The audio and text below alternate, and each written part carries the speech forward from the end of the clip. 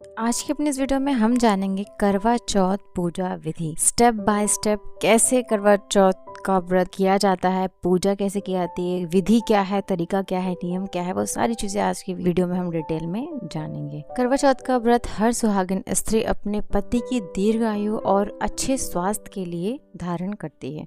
ये निर्जला व्रत रखा जाता है, मतलब सुबह से शाम तक पानी बिना ग्रहण किए हुए, पानी भी नहीं ग्रहण किया जाता, ये व्रत रखा जाता है। करवा चौथ का व्रत वैसे तो सुहागिन स्त्रियां धारण करती हैं, परंतु कुंवारी कन्याएं भी इस व्रत को अपने अच्छे वर और पति की कामना के लिए भी धारण कर सकती हैं। करवा चौथ के व्रत में करवा माता, गणेश भगवान और शंकर पार्वती की पूजा विधि विधान से की जाती है। करवा चौथ का व्रत पूरी विधि विधान से रखने से अखंड सौभाग्य की प्राप्ति होती है और पति दीर्घायु होते हैं। इसीलिए हर सुहागिन स्त्री को इस व्रत का, करवा चौथ व्रत को धारण करना चाहिए और विधि विधान के साथ इसकी पूजा और पाठ करनी चाहिए। करवा चौथ के व्रत में क्या क्या सामग्री लगती है, इसमें क्या क्या चीजें लगती हैं, वो सारी चीजें मैंने एक वीडियो में डिटेल में आपको बताई हुई है। वो वीडियो एक बार जरूर चेकआउट करिएगा, उससे आपको पता चल जाएगा क्या क्या चीजें, सामग्री हमें बेसिकली करवा चौथ के व्रत में जरूरी होती है। डिस्क्रिप्शन में लिंक दिया हुआ, आई बटन में लिंक मिल जाएगा, वहाँ पे जाकर के आप चेकआउट कर सकते हैं। तो चलिए फिर आइए जानते हैं डिटेल में करवा चौथ व्रत कैसे करें या इस व्रत को कैसे धारण किया जाता है। स्टेप बाय स्टेप सारी चीजें आज की वीडियो में डिटेल में बताऊंगी, तो वो ध्यान से सुनिएगा और इसी तरीके से, इसी विधि विधान और नियम के साथ इस व्रत को रखिएगा इस बार और ऐसे ही पूजा पाठ करिएगा, ताकि आपके पति दीर्घायु हो, आपको अखंड सौभाग्य की प्राप्ति हो और आपके पति का स्वास्थ्य भी अच्छा रहे। तो आइए फिर जानते हैं डिटेल में करवा चौथ की पूजा विधि कैसे करनी है और व्रत को किस प्रकार से धारण करना है। बाकी मैंने सामग्री के बारे में सारी चीजें बता दी हैं, क्या क्या सामान लगता है, कितनी क्वांटिटी में चाहिए, सारी चीजें मैंने अपने एक वीडियो में शेयर किया हो, उसको जरूर चेकआउट करिएगा। वैसे तो करवा चौथ का व्रत सूर्योदय के बाद शुरू होता है, परंतु एक दिन पहले से लोग मेहंदी लगाना, सामग्री खरीदना, ये सब चीज़ें शुरू कर देते हैं। मेहंदी रात को ज़रूर लगाएं, क्योंकि मेहंदी जो है 16 श्रृंगार में काउंट होती है, इसलिए मेहंदी अपने हाथों में जैसे भी बन पड़े ज़रूर लगाएं। जिस दिन करवा चौथ का व्रत धारण करें, सबसे पहले सुबह सूर्योदय से पहले सरगी ग्रहण की जाती है, तो सरगी मीठा ज़रूर खाएं। सरगी खाने के बाद करवा चौथ के व्रत का संकल्प लें। उसके बाद स्नान आदि करने के बाद आप उस स्थान को साफ सफाई करें जहाँ पे आपको पूजा पाठ करनी होती है।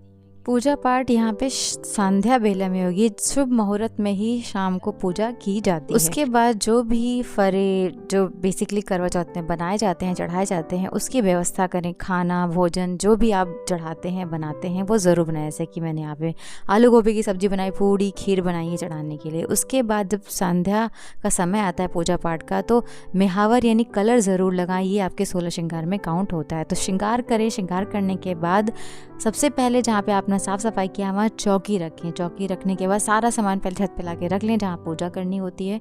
उसके बाद चौकी लगाने के बाद वहाँ पे प्रतिमा स्थापित करें। अच्छा, हमें यहाँ पे एक चीज़ और चाहिए होती है, 4 पिंडियाँ इस तरीके से चावल की आटे की बनती है, इस तरीके से पिंडियाँ बनाई जाती है लंबी लंबी, ये चौथ माता की पिंडी बनाई जाती है। ये भी ज़रूर हमें चाहिए होता है व्रत के दौरान। और जब भी आप प्रतिमा स्थापित करें तो करवा चौथ माता और शंकर पार्वती गणेश जी की भी यहाँ पे हमें चाहिए होती है प्रतिमा चौक के ऊपर। और इसके अलावा गौर सुपारी की भी पूजा की जाती है करवा चौथ में, तो गौर सुपारी भी ज़रूर रखी जाती है। सुहागन स्त्रियाँ होती है गौर सुपारी की ऐसे ही पूजा करती, तो गौर सुपारी भी यहाँ रखें ज़रूर। इसके बाद ये चावल की मैंने 4 पिंडियाँ बनाई हैं, क्योंकि चौथ है तो 4 इसलिए मैंने यहाँ पे ली है। तो यहाँ पे 2 लोग का कर रहे हैं तो इसलिए 8 यहाँ पे लिया गया है। तो सबसे पहले प्रतिमा स्थापित करें चौकी पे, भगवान शंकर, माता पार्वती को भी जरूर स्थापित करें। फिर गौरा, गणेश दिया, वो 4 चावल की पिंडियाँ इस तरीके से चौकी पे स्थापित करें। और उसके बाद एक कलश साइड में रखें। ये हमें 2 कलश चाहिए होता है, एक दिए रखने के लिए, एक सीख डालने के लिए। इसमें हम पानी भरते हैं सीख वाले में, और दूसरे में जो चूरा गट्टा होता है उसके अंदर डाला जाता है। देखिए, एक में चूरा इस तरीके से भरा जा रहा है और दूसरे में पानी। तो जो चूरा वाला कलश होता है उस पे बेसिकली हम रखेंगे नारियल। एक पे हम नारियल रखते हैं, एक पे हम दिया रखते हैं। जो इसमें चूरा होता है उसके ऊपर हम नारियल रखते हैं, मतलब 2 कलश रखे जाते हैं, जो एक चूरा भर करके और उसके ऊपर नारियल रख देते हैं। दूसरा जो हम दीपक जलाएंगे, इसके अंदर हम सीख डालेंगे, उसके अंदर बेसिकली हमें पानी भरना होता है। जैसे देखिए यहाँ पे देख रहे हैं, स्टील वाले में कलश जो हमारा परमानेंट होता है करवा, उस करवे के अंदर हम पानी डालते हैं और उसके ऊपर हम दिया रखते हैं। उसके बाद जो भी सामग्री आपने चढ़ानी होती है, फल फूल भोजन जो भी है, देखिए मैंने सब आसपास रख लिए हैं। और आप 2 नारियल बहुत लोग चढ़ाते हैं, बहुत लोग 1 चढ़ाते हैं। पर एक कलश के ऊपर रखा जाता है और इस तरीके से एक गोले वाले या फिर जटा वाले ही आप एक वहाँ पे चढ़ा दीजिए। ये देखिए सारी चीज़ें रख ली है। उसके बाद हमने जितनी मिठाई, फल फूल, जितने भी खाना वाना था सब हमने यहाँ पे रख लिया और सारी व्यवस्था बना ली है। हमने चौकी भी सजा ली है, प्रतिमा स्थापित कर ली है। एक हमने दिया रखा आरती के लिए और एक कलश के ऊपर रखा। देखिए यहाँ पानी भर रहे हैं, इसमें स्टील वाले में जो परमानेंट करवा होता है हमारा, उसके अंदर पानी डाला जाता है। पानी डालने के बाद देखिए पानी डाला, उसके बाद हम क्या करेंगे, इसके ऊपर दिया रखा जाता है, जोत जलाई जाती है, जो अखंड जोत होती है करवा की, वो हम बेसिकली इसके ऊपर जलाते हैं। इस तरीके से जो अखंड जोत जलती है उसके करवे के ऊपर वो अलग जलाई जाती है और जो हमारी आरती पूजा जो दिया होता है वो अलग होता है, दोनों घी में जलता है। तो यहाँ पे देखिए दोनों चीजें मैंने अलग रखी है। तो अब क्या करेंगे, पहले गौरी गणेश को स्नान कराएंगे, करवा माता को, शंकर भगवान को स्नान कराने के बाद इस तरीके से स्नान करने के बाद रोली लगाया जाता है। जो अनमैरिड हैं वो रोली लगाएंगे, जो मैरिड हैं वो सिंदूर वगैरह गौरा गणेश को, शंकर भगवान को और करवा माता को, और वो जो 4 पिंडियां हमने इस तरीके से बना के रखी है चावल के आटे की, उसको भी इस तरीके से सिंदूर रोली लगाया जाता है।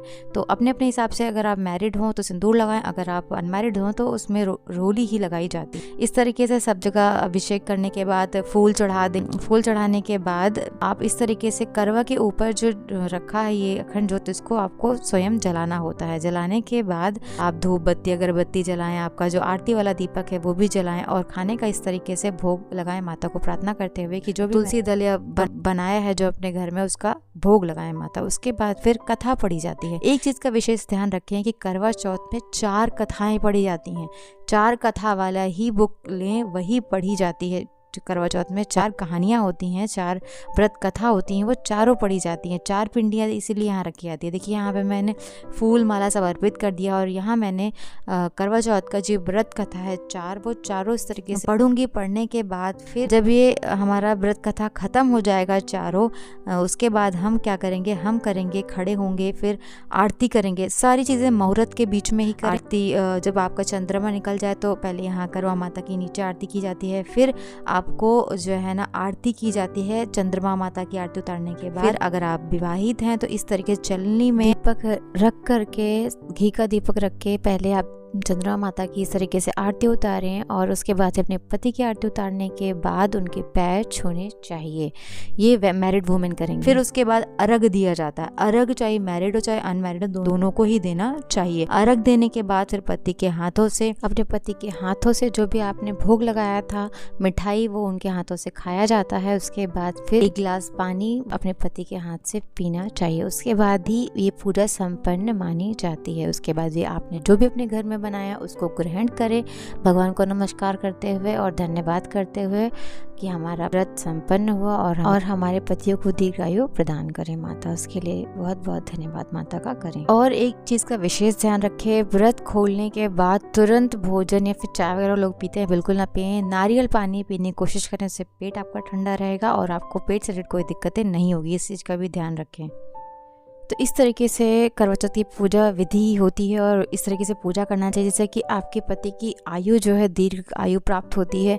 और इसी तरीके से निर्जला व्रत रखते हुए बिना कुछ खाए पिए ये शाम को पूजा की जाती है और मुहूर्त देख के ही जल दिया जाता है, अर्घ दिया जाता है। उसके बाद ही व्रत का पारण किया जाता है, व्रत खोला जाता है। तो आशा करती हूँ आज की वीडियो पसंद आई हो तो लाइक करिएगा, शेयर करिएगा सबके। तो आप लोग मुझे कमेंट करके ज़रूर बताइएगा कि आपके यहाँ किस विधि से पूजा होती है। कमेंट ज़रूर करिएगा। मिलते हैं अगले वीडियो में, तक के लिए नमस्कार।